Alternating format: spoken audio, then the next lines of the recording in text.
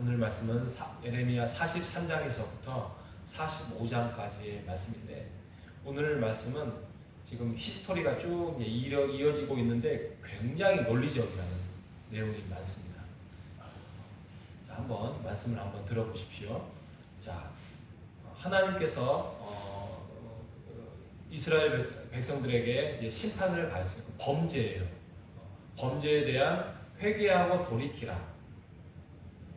또 너희가 돌아올 것이다라는 그런 약속이 있음에도 불구하고 그들은 하나님의 말씀을 인정하지 않고 그들은 살려고 어디로 가냐면 애굽으로 간다고 계획을 세웁니다. 가지 마라. 거기 가면 애굽도 결국에는 20년 후에 망할 것이다라고 그렇게 예레미야를 통해서 말씀을 하셨음에도 불구하고 그들은 말을 듣지 않고 애굽으로 갑니다. 그래서 43장에 드디어 애굽으로 가요. 거기에 이제 선봉장이자 또 그들의 리더 그룹인 아사랴와 요하난이라는 사람이 나옵니다. 그가 예레미야를 공격합니다. 너는 거짓말한다. 너는 친 바벨론주의자 아니냐? 우리나라가 그들 말대로라면 여기에 나와 있지는 않지만 아브라함의 민족이기 때문에 그 신이라는 하나님이 우리를 지키신다고 하였다. 이런 식으로 이제 논리적으로 표현 나갑니다.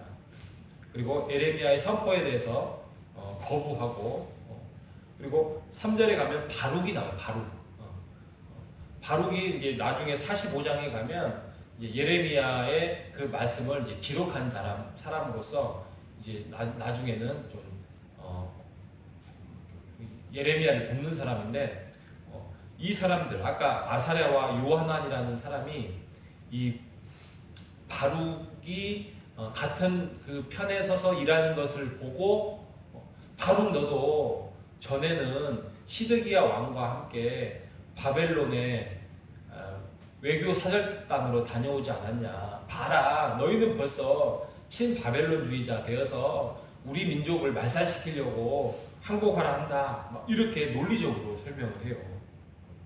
그래서 결국에는 에레미야도 끌고 가고 바룩도 애굽으로 끌고 가요.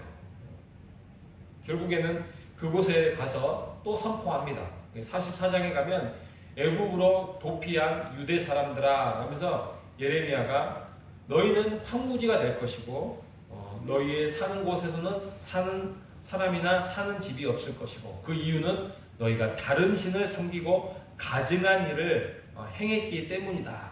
그리고 너희가 하늘에 분향을 하나님과 상관없는 제사를 드리고 분향을 하면서 큰 악을 행했다라고 말을 하고 있습니다.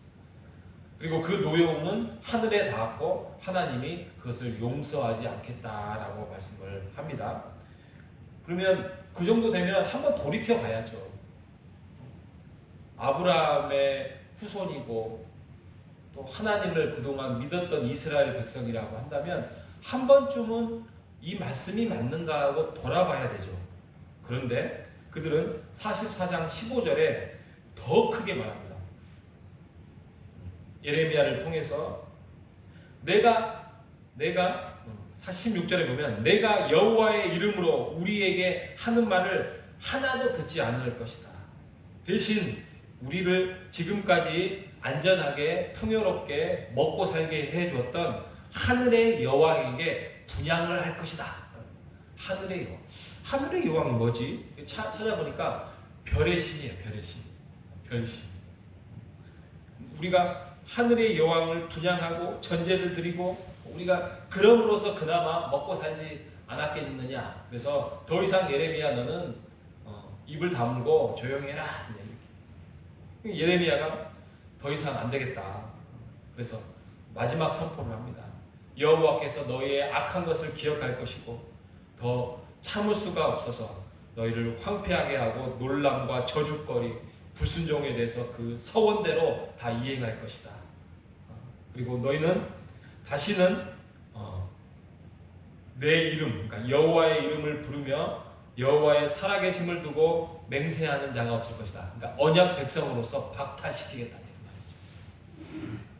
그리고 마지막에 보면 호브라라는 왕이 나와요. 이 호브라는 앞으로 20년 후에 그 애굽의 왕이에요. 결국에는 바벨론 왕에게 멸망을 하게 되거든요. 그 왕이. 예, 그거에 대해서 말씀하고 있는 부분이 44장 마지막 부분이에요.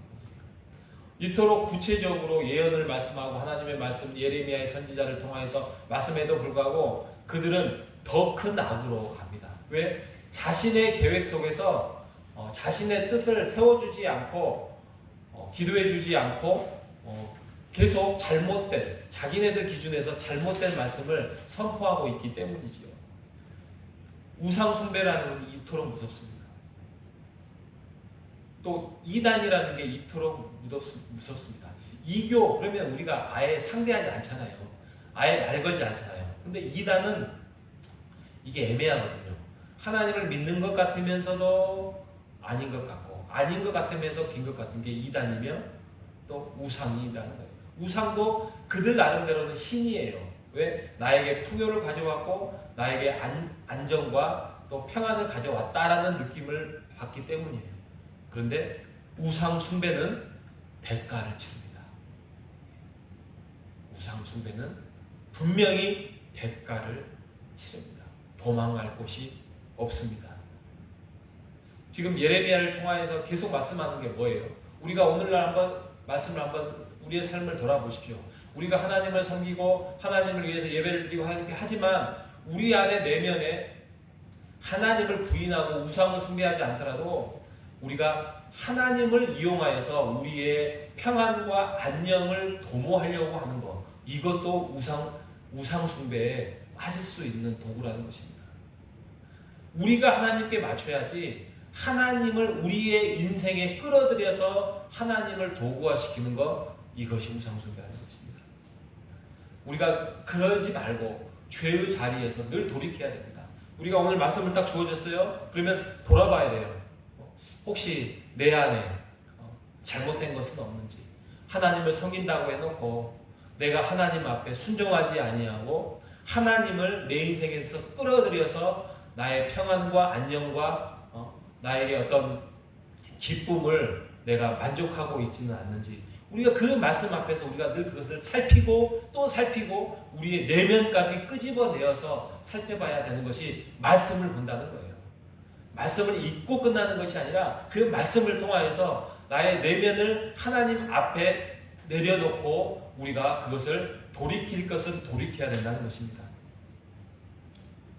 우리가 우상 숭배에 벗어날 수 있는 방법은 바로 이런 죄의 자리에서 우리가 벗어나는 것이에요.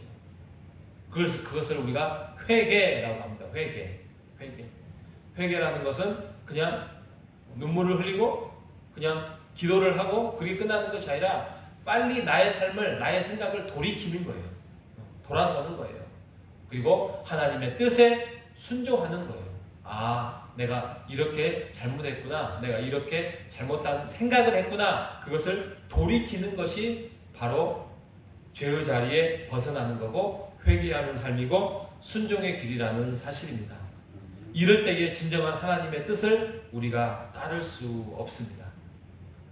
하나님께 불순종하는 것은 결국에는 다른 우상을 찾고 숭배한다는 것입니다. 우리가 불순종의 영이 자리 잡지 않도록, 사탄의 영이 우리 안에 들어오지 않도록 늘 경계하고 조심하고 하나님 말씀 앞에서 방어막을 쳐야 될 것입니다. 우리의 말씀의 소중함을 깨달아서 말씀을 읽고 끝나는 것이 아니라 우리 안에 다른 우상이 들어오지 않도록 죄의 자리에 벗어나서 회개하고 돌아서는 나의 생각, 나의 삶, 그래서 하나님께 순종하고 하나님의 뜻을 세워나가는 우리 모두가 되시기를 주님의 이름으로 축복합니다. 하나님 아버지 감사합니다.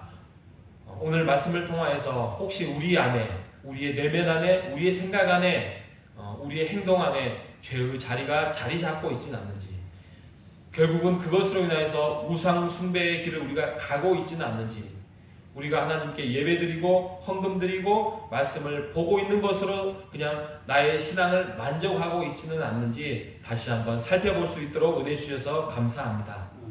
하나님, 우리가 하나님의 말씀 앞에서 바르게 서지 못하면 결국에는 우리가 하나님을 따른다고 하면서도 불순종의 길을 갈 수밖에 없습니다. 불순종의 길을 가는 순간 사단이 다른 영이 우리의 우상을 심고 또 우리가 그것을 숭배하게 가는 길을 갈 수밖에 없는 사실을 오늘 말씀을 통하여서 살펴보았으니 우리가 더 말씀으로 무장하고 그 말씀 앞에서 우리가 하나님 앞에서 온전하게 하나님을 경배하고 살아가는 우리가 하나님의 제자가 될 수 있도록 인도하여 주시옵소서. 하나님의 자녀로서 오늘도 부끄럽지 않는 삶을 살아갈 수 있도록 인도하여 주시기를 바라오며 살아계신 예수님의 이름으로 기도합니다. 아멘.